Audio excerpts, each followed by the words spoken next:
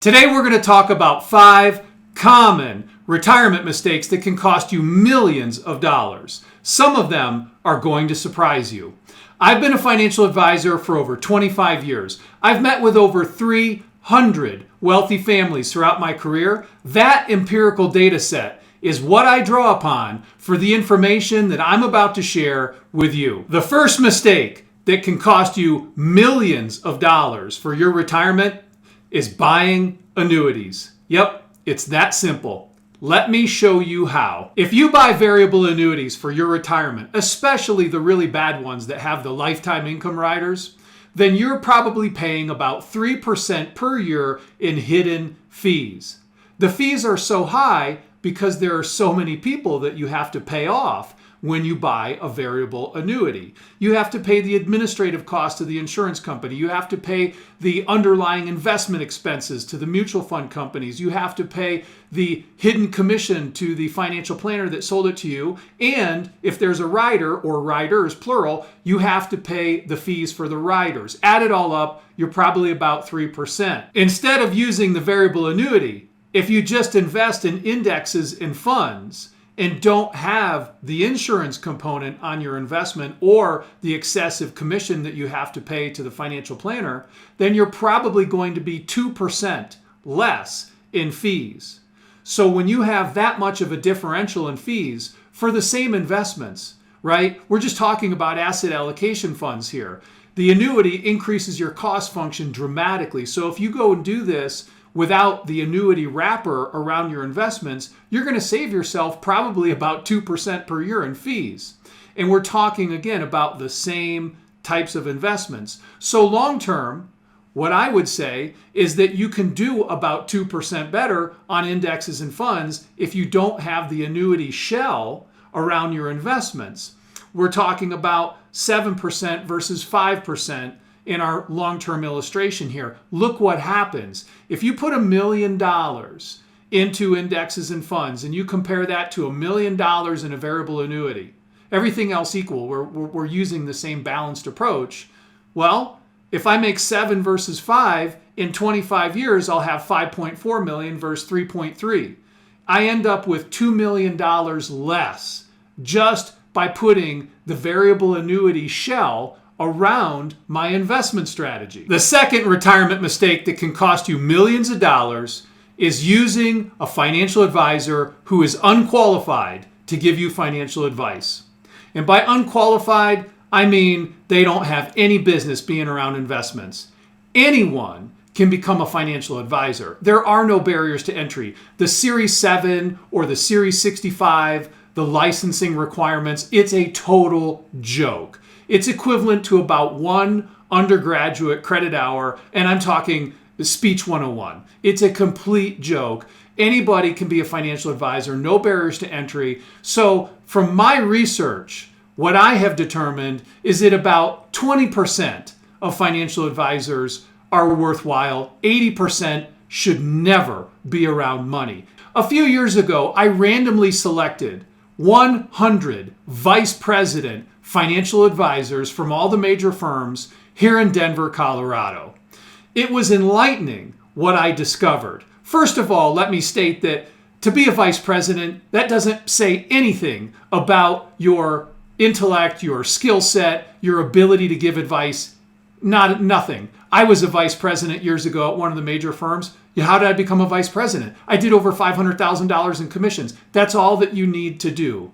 There is, if someone's a vice president or a senior managing director or a portfolio manager, those are all marketing titles. They don't tell you anything about the person's ability to give you advice. It just means that they can sell and produce commissions. That's it, nothing else.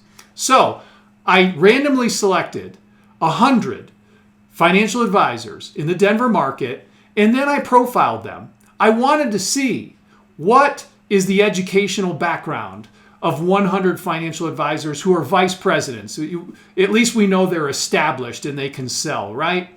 What did I find? Only about 20% of them had an educational background that even lent itself to giving someone advice. What I mean is that they should have an undergrad in economics, accounting, finance, math, something like that, and then a graduate degree. an MBA, a master's in finance, master's in tax, and then hopefully a designation that matters, preferably the CFA or the CPA. Unfortunately, out of 100, there was only one CPA license and only one CFA charter holder. So that tells you a lot about vice president financial advisors at major firms. 80% of them have degrees in business administration, marketing, history, psychology. So this is my research, my analysis, my opinion, but I believe that 80% of financial advisors aren't even qualified to give you financial advice because they have a crude understanding of finance, investments, accounting, right? Why would you want to get advice from somebody who doesn't even have the proper understanding of investments? Many financial planners rely far too heavily on software, but software can make anyone look good, and it can also get you into a lot of trouble if the person giving you advice is relying upon software but doesn't have a true understanding of what's going on behind the software and how the investments really work. What is the quality of the advice that they can give you? So you have to search for that 1 in 5 financial advisors who are worthwhile and can give you great advice. To finish the point, don't let someone with a fancy title like Senior Managing Director, Senior Portfolio Director, or something like that fool you. There are plenty of financial advisors who have fancy titles and they are not that good with investments. They're not that good at giving advice. The only thing the title tells you is that they can produce a lot of commissions and they're a good salesperson. How does it hurt you in retirement? If you're getting advice from someone who's not that great at giving advice but really good at selling, they'll probably sell you products that could ultimately cost you millions of dollars. Case in point, annuities. And there are other products that can have high hidden fees and likely low returns. I'm talking about hedge funds, fund of funds, private equity, structured notes, private REITs, things like that. If you're working with a selfish or unqualified salesperson who's more concerned about making product sales and getting hidden commission than giving you advice, that can cost you millions of dollars over time. If you're working with a financial advisor who sells you products or is trying to sell products to you, please give my office a call. We would be happy to give you a second opinion on your retirement plan. The third mistake that can cost you millions of dollars in retirement is using an asset allocation that doesn't match up to your spending plan. In this illustration, we're making $1 million investment on January 1 of the year 2000 in the S&P 500 using SPY ETF.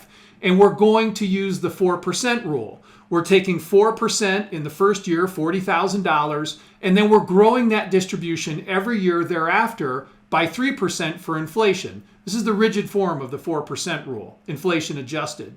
And what happens? After 23 years, we're totally out of money. And that is because this asset allocation was too aggressive relative to the spending needs. If that same retiree had instead used a balanced fund, look at the difference in the results. We're starting on January 1 of the year 2000 with $1 million. But this time we're using the Vanguard Balanced Index Fund. Everything else is the same. We're starting with a $40,000 distribution, growing that by 3% for inflation. But look where we end up. We have $825,000.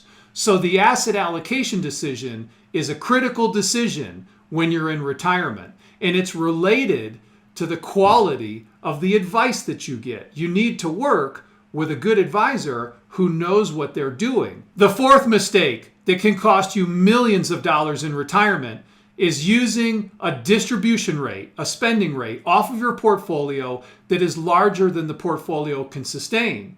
In this illustration, we're using the Vanguard Balanced Index Fund. We're starting with $1 million on January 1, year 2000.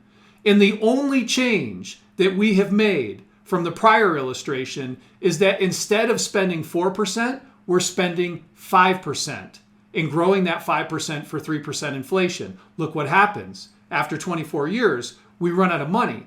So it's a fine line when it comes to your distribution rate. By going from 4 to 5, everything else held equal, we run out of money versus having a substantial nest egg 24, 25 years later. It's a big difference, and this is related to the quality of the advice that you get. Here are the data tables for the illustrations. I'm not going to spend a lot of time on this, but for the people who like to see this kind of information, you can press pause and study it. This is the S&P 500 4% rule, starting with $1 million in 2000, ending with 0 in 2022. Here is the data table for the Vanguard Balanced Index Fund, 5% distribution, starting with $1 million in the year 2000, running out of money in 2023. And finally, here is the Vanguard Balanced Index Fund with the 4% distribution, grown for 3% inflation, starting with $1 million in the year 2000, ending with $825,000 in November of 2024. The fifth mistake that can cost you millions of dollars in retirement is market timing. We're looking at the period of 2000 to 2013 for the S&P 500, 13 years of no appreciation on price, not one, but two recessions. Recessions are the gray bands on this chart, and two huge drops, 49% and 56%. If you sold out at the bottom in 2002 or 3 or 2008, you didn't recover when the market came back. You have to have a lot of confidence both in your financial advisor and your investment strategy so that you resist the urge to get in or out of the market and don't get injured by market volatility. So let's add it all up. If you work with a financial advisor / salesperson who's selling you products like annuities, hedge funds, private equity, structured notes, etc., it could cost you millions of dollars. If you work with a financial advisor who doesn't know what they're doing because they're just not that well qualified, that too could cost you millions of dollars. If you take a distribution that is too large off your portfolio, or you have an asset allocation that doesn't match up with your spending plan, those mistakes can cost you millions of dollars. And finally, if you market time, if you get in or out of the market at the wrong time, that also could cost you millions of dollars. I hope this video was helpful. I hope it gets you thinking, helps you better analyze your investments, and overall improve your family's financial plan.